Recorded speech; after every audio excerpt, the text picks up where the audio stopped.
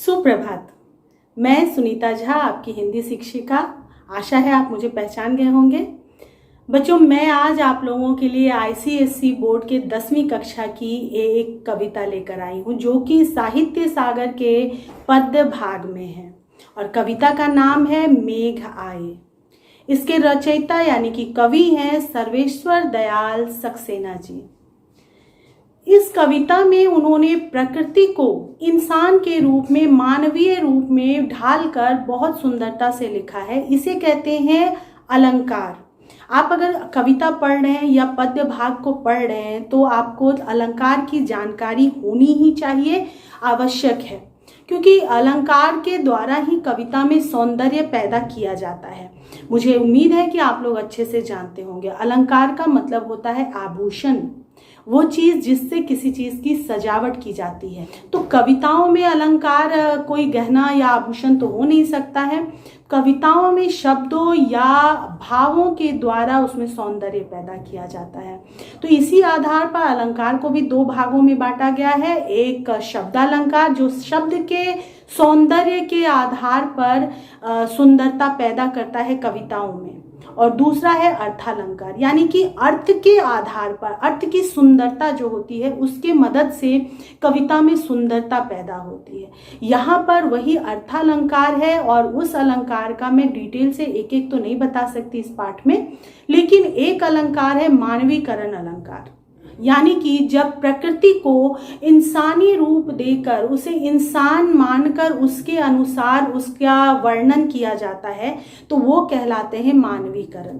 जैसे यहाँ पर दर्शाया गया है कि बादल इस गांव का, जो गांव है उस गांव का मेहमान है, पाहुन है, दामाद है, वो बहुत बन ठन के सज संवर कर अपने ससुराल आया है, और सारा गांव जो है उस मेहमान का, उस पाहुन का स्वागत किस तरह से करते हैं, उसे देखने के लिए किस तरह से उत्सुक होते हैं, ये सब भी उन्होंने बताया है।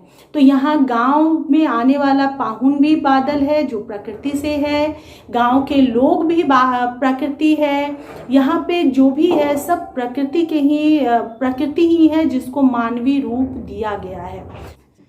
तो चलिए शुरू करते हैं। देखते हैं कि अगर मेघ बने हैं पाहुन यानी कि दामाद, तो बाकी भूमिका प्रकृति के किस रूप ने अपनाए हैं, निभाए हैं। ठीक है।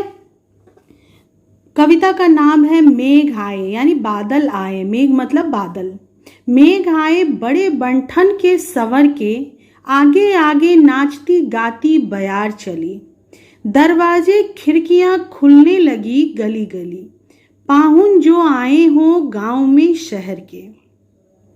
कहने का मतलब है पाहुन यानी दामाद जो हैं, जिस प्रकार शहर के पाहुन, शहर के दामाद बहुत दिनों के बाद गांव में आते हैं, तो गांव के लोग, बच्चों शहर में तो ये चीज़ कम होती है, लोगों को ये खबर भी नहीं होता कि किसके घर कौन आया और कौन चला गया। लेकिन गांव में इस तरह के रिश्तेदार जो बहुत दिनों पे आते हैं, या दामाद किसी के जब आते हैं, तो पूरे गांव के लिए वो उल्लास का विषय होता है। तो जब कोई दामाद आता है तो पूरे गांव की सारी औरतें या बुजुर्ग उसे अपना मेहमान समझते हैं, चाहे वो किसी के भी घर का हो, तो उसका सम्मान करते हैं, उसको देखने की चाहत रखते हैं। उल्लास सबके घर में समान होता है। तो वही बताया गया कि मेघ जो हैं बड़े बन ठन के सवर के आए हैं, जैसे एक दामाद अपने ससुराल जाता है बिल्कुल सज संवर के, उसी तरह। और जब मेघ आए हैं तो उनके आने की खबर देने के लिए बयार यानी हवा जो है उनके आगे आगे नाचती गाती हुई चली जा रही है। जैसे बच्चों को सबसे पहले टोलियों को खबर होती है तो कूदते फांदते वो जाते हैं सबको बताने के लिए, बिल्कुल उसी तरह हवा जो है सबको ये खबर देने के लिए जा रही है कि मेघ जी यानी दामाद जी गांव में आ गए हैं।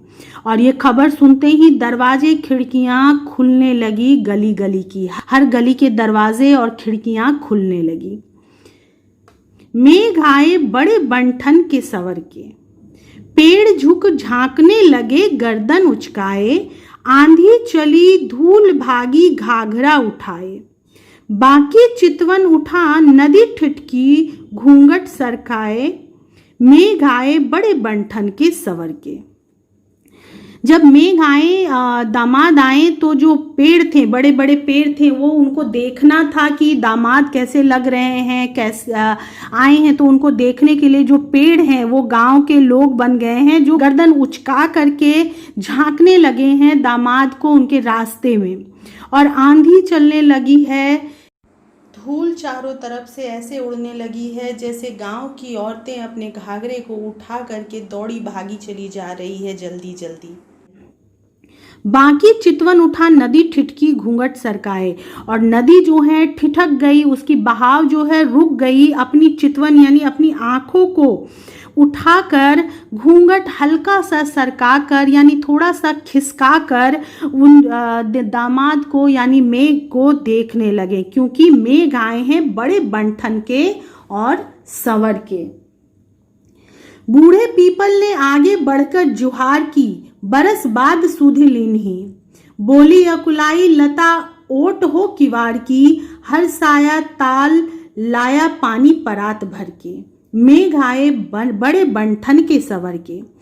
जैसा मैंने कहा, गांव का एक मेहमान पूरे गांव का मेहमान होता है। तो जैसे कोई बुजुर्ग, कोई बड़ा जो भी होता है वो आता है, मिलता है और उनसे औपचारिक बातें करता है। तो बिल्कुल उसी तरह बूढ़ा पीपल जो है गांव का एक बुजुर्ग बना है, जो आकर जुहार करता है यानी कि अभिवादन करता है, नमस्कार करता है। और उसी समय अकुलाई अता यानी कि थोड़ी सी बेचैन होकर अपने व्यग्रता दिखाते हुए लता किवाड़ की ओट में, दरवाजे की ओट में छुप कर खड़ी हो जाती है और कहती है, बरस बाद सुधि लेनी, बहुत समय के बाद, बरसों बाद आपने हमारी खबर ली।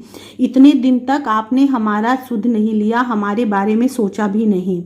तो गांव में औरतें जो होती हैं डायरेक्ट इस तरह से पराये मर्दों से बात नहीं करती, किवाड़ की ओट में खड़े होकर बात करती हैं। तो वही यहाँ पे दर्शाया गया है कि लता एक औरत है जो किवाड़ के किनारे पीछे खड़ी होकर, उस ओट में किनारे में खड़ी होकर कह रही है कि आपने बहुत दिनों के बाद हमारी खबर ली।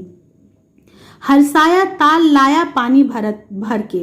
और ताल जो है वो बहुत खुश हो गया, हर्षाया मतलब हर्षित हो गया, हर्षित हुआ। ताल जो है वो पानी भर के परात में लेकर आया। परात में पानी पैर धोने के लिए पहले लाया जाता था। जो सम्माननीय अतिथि होते थे उनका पैर धोया जाता था, परात में पैर रखकर पानी डालकर उनको धोया जाता था। तो वही बताया गया है कि ताल बिल्कुल उसी तरह सम्मान करने के लिए, ताल मतलब तालाब, सम्मान करने के लिए परात में भरकर पानी लाया है। मेघ आए बड़े बनठन के संवर के। और मेघ साहब जो हैं बड़े बनठन के आए हैं, एकदम सज संवर के आए हैं।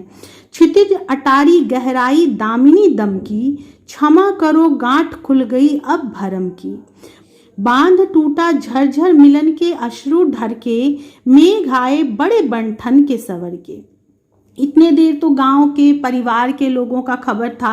अब बारी आती है मेघ बादल जो हैं, जो मेहमान हैं, दामाद हैं, उनकी प्रेयसी पत्नी दामिनी की। दामिनी जो है बहुत दिनों के बाद बादल आए हैं, इसलिए थोड़ी सी नाराज है और क्रोध जताने के लिए छुप गई है जाकर अपनी अटारी पर, अर्थात अपने कोठे के झरोके के पास से झांक कर देख रही है, छुप कर देख रही है।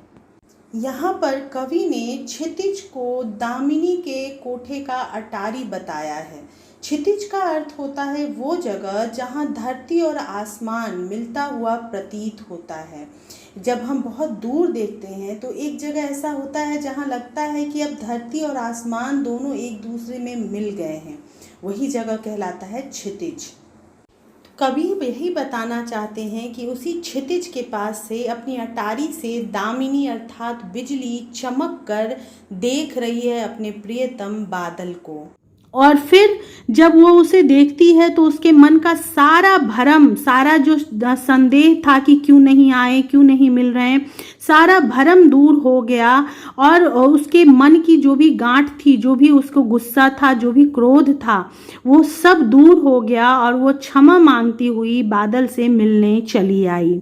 और जब वो उन दोनों का आपस में मिलन होता है तो मन के अंदर जितनी भी तकलीफ़ें थी वो सारे बांध टूट जाते हैं और दोनों के आंखों से अश्रु झर कर बहने लगते हैं, गिरने लगते हैं। मेघ आए बड़े बन-ठन के सवर के।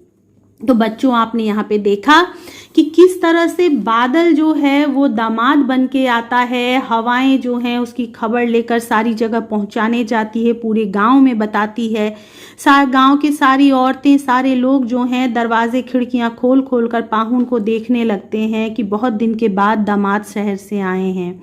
पेड़ झुक झुक कर, गर्दन को उचकाकर दामाद को देखने की कोशिश कर रहे हैं। आंधी चलने लगती है और अचानक से सामने आए हुए दामाद को देखकर औरतें जो हैं घाघरा उठाकर जिस तरह भागने लगती हैं, उसी तरह धूल भी भागने लगी है। घाघरा उठाकर नदी अपने घूंघट को हल्का सा खिसका कर, सरका कर, बाकी चितवन से यानी चंचल आंखों से मेघ रूपी दामाद को रुक कर देखने लगी है। मेघ आए बड़े बन-ठन के सवर के। बूढ़े पीपल जो हैं वो आकर बादल का अभिवादन कर रहे हैं, उनका स्वागत कर रहे हैं। लता जो है किवाड़ की ओट से छुप कर, लता यानी बेलें जिसको क्रीपर कहते हैं, बेलें किवाड़ की ओट से छुप कर कह रही है कि बरसों बाद आपने हमारी खबर ली, हमें भूल गए थे क्या, शिकायत कर रही है। ताल यानी तालाब जो है वो पानी भर के परात में लाता है ताकि बादल के पैर धो सके, उसका स्वागत कर सके। दामिनी का कोठा जो है, अटारी रूपी क्षितिज जो है, उस क्षितिज से देखकर दामिनी दमकती है, चमकती है बिजली। क्षमा करो। और उसके बाद उसके मन, जब बादल को वो देखती है तो उसके मन का सारा भरम, सारी तकलीफ़ें, सारी शिकायतें दूर हो जाती है और क्षमा मांगते हुए बादल से मिलने चली आती है। जैसे ही बादल से उसका मिलन होता है, दोनों के मन में बंधे हुए इतने समय का संयम का बांध टूट जाता है और दोनों के आंख से झरझर आंसू बहने लगते हैं। इस प्रकार बच्चों, कवि इस कविता के माध्यम से हमें दिखा रहे हैं कि जब भीषण गर्मी के बाद बारिश आती है तो सिर्फ मनुष्य ही नहीं, प्रकृति भी कितनी उत्साहित हो जाती है, कितनी खुश हो जाती है। और इस कविता का सौंदर्य ही यही है कि पूरी कविता प्रकृति को मानव के रूप में बदल कर हमें दिखाई जा रही है, समझाई जा रही है। बच्चों, मुझे उम्मीद है कि आप इस पाठ को, इस कविता को बहुत अच्छे से समझ गए होंगे। और अगर फिर भी किसी तरह की कोई आशंका, कोई संदेह या कोई अनभिज्ञता हो तो आप बेझिझक मुझसे संपर्क कर सकते हैं। अभी के लिए इतना ही। Bye bye, take care.